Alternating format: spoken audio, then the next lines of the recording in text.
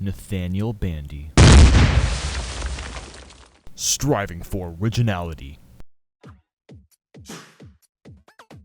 Hey guys, how is it going today? Now I'm going to talk about the Aerospray MG. Now if you have not watched my grading series on the Aerospray RG, I highly recommend that you check that out first, as I'm go much more in depth in that video about the actual weapon itself. For the MG today, I'm mainly going to talk about the sub and special weapons, as those are the only real differences. So if you haven't checked that out yet, please feel free to do that. Anyway, to get things started, the range on the Aerospray MG is 32 out of 100, the damage is 20 out of 100, and the rate is 100 out of 100. The sub is a Seeker, and the special is an Inkzuka. Now, this weapon I think I kind of prefer over the RG, even though I do mention in my previous video that I do prefer playing the RG. That's probably just because I like Ink Strikes a bit more than Inkzukas, but anyway, in terms of turf wars, I would recommend to use the Inkzuka as like a temporary sniper. Now, I say this because the Inkzuka isn't really that great for getting a lot of ink or paint or whatever across land. I mean, it can be used for that in certain situations,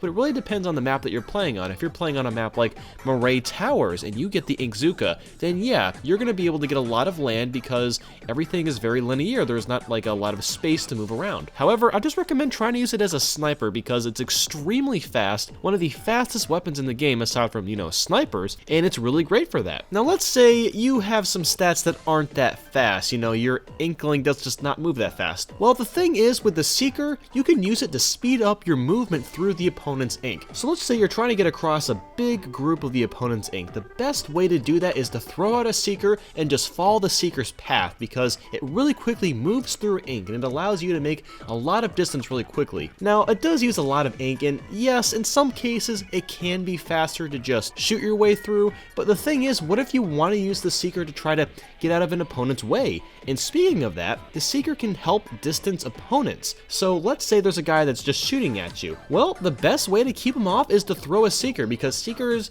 to an extent, kind of home in on the opponent, and at the very least, it will distract them, because as we all know, the Aerospray MG has a very, very terrible range, so using the Seeker can really help distance the opponent, and I would recommend using it for that reason. Now let's talk about a few strategies for splat zones. Now, the Inkzuka is great for keeping people off the zones because they're likely going to be close to you. I mean, it's splat zones, for crying out loud. People are trying to take your zone. I mean, the simple facts. Use the Inkzuka if you can. It makes it a lot easier to keep opponents off your turf. And on top of that, I'd recommend using the Seeker to take one half of the zone and the Aerospray to take the other half. It's a really great way to help quickly take a zone if possible. Now, of course, the Seeker isn't that great for those kinds of things, but you know what? It does work to some extent. And now let's talk about some strategies for tower control. One thing I've noticed that's great is that you can jump and throw the Seeker above the tower for a fast splat. So imagine using the Seeker kind of like a splat bomb. I mean, when you throw this thing, it's going to zoom forward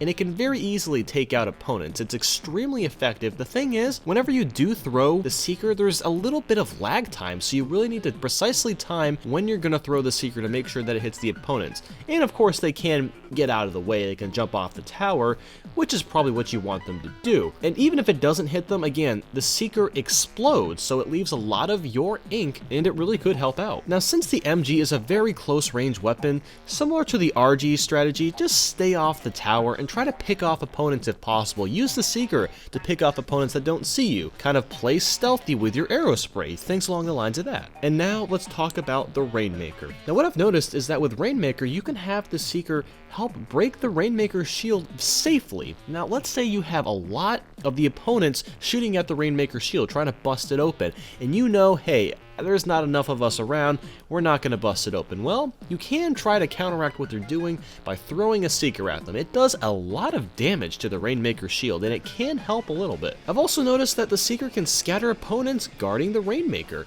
because, you know, no one wants to be in the way of this thing, so if you throw it, it's going to scatter opponents and distance them. This is what you want if someone has the Rainmaker, if the opponent has it, of course. It makes it a lot easier for them to shoot if they don't have the support that they need. And that's pretty much all I have for today. Please feel free to leave a like or dislike. I'm cool with whatever choice you make. And don't forget to leave a comment. Tell me what you think of this video. What weapon should I cover next? I'd love to know. And don't forget to hop on the bandwagon and follow my Facebook, Twitter, Twitch, and Tumblr. Thank you guys so much for watching, and I hope you all have a great day.